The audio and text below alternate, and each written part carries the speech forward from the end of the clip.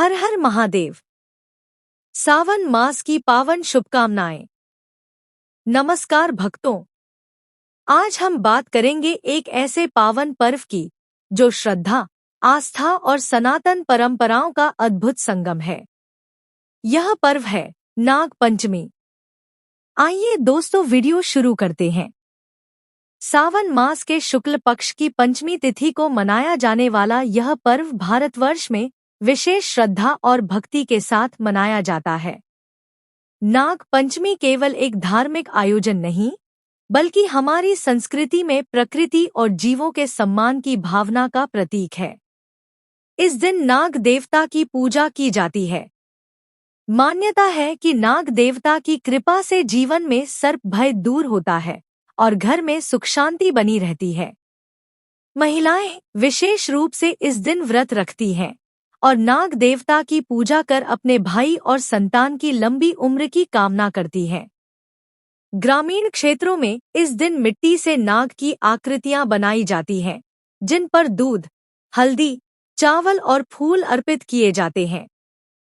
कई स्थानों पर आज भी जीवित नागों को दूध पिलाने की परंपरा देखने को मिलती है। ऐसा माना जाता है कि इस दिन धरती की खुदाई नहीं करनी चाहिए, क्योंकि इससे धरती के भीतर रहने वाले नागों को कष्ट हो सकता है।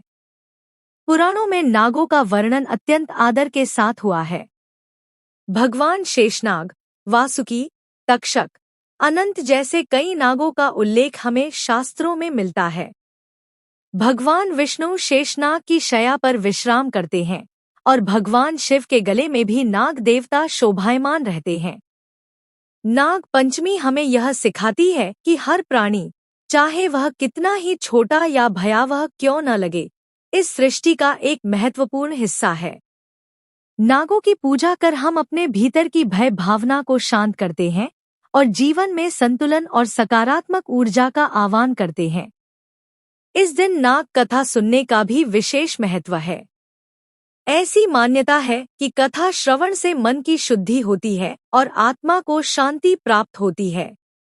आइए, इस नाग पंचमी पर हम भी इस परंपरा को निभाएं, नाग देवता का पूजन करें और उनके आशीर्वाद से अपने जीवन को भयमुक्त, शांतिपूर्ण और समृद्ध बनाएं।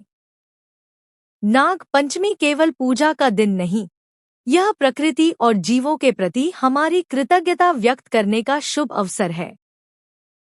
तो इस वर्ष नाग पंचमी का पर्व 26 जुलाई 2025 शनिवार को मनाया जाएगा। पंचमी तिथि शुरू होगी 25 जुलाई को रात 10:57 बजे और समाप्त होगी 26 जुलाई को रात 8:52 पर।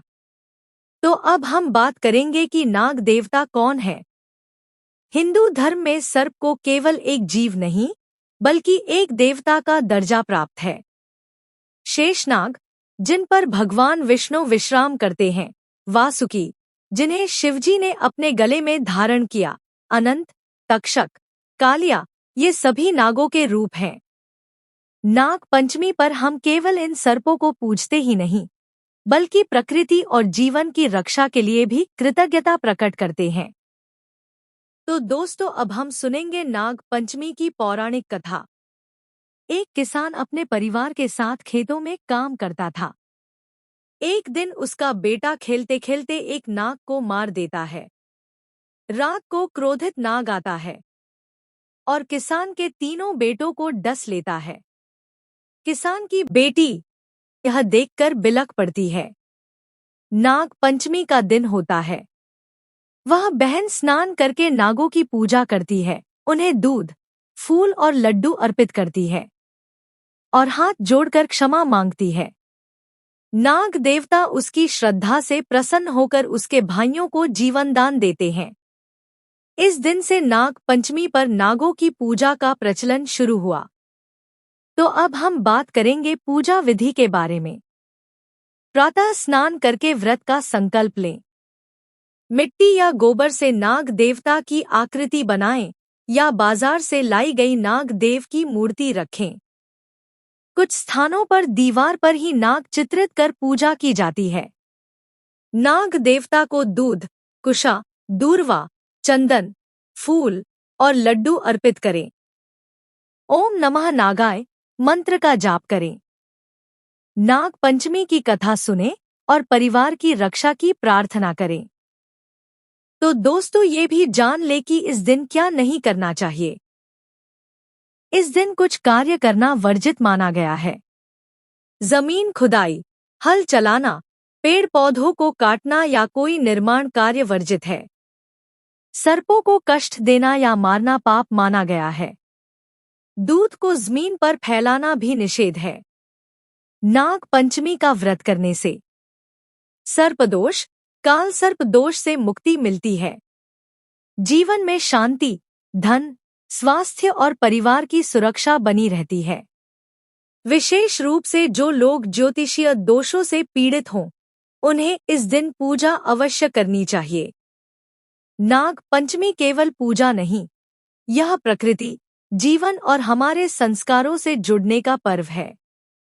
इस वर्ष आइए हम सब मिलकर करें नाग देवता की आराधना और मांगे उनकी कृपा और आशीर्वाद। अगर आपको यह जानकारी अच्छी लगी हो तो वीडियो को लाइक करें, चैनल को सब्सक्राइब करना न भूलें, कमेंट में जय नाग देवता लिखें और इस पावन पर्व को अपने दोस्तों और परिवार तक जरूर पहुंचाएं। हर साल ऐसे ही धार्मिक और सांस्कृतिक जानकारियों के लिए जुड़े रहिए हमारे साथ।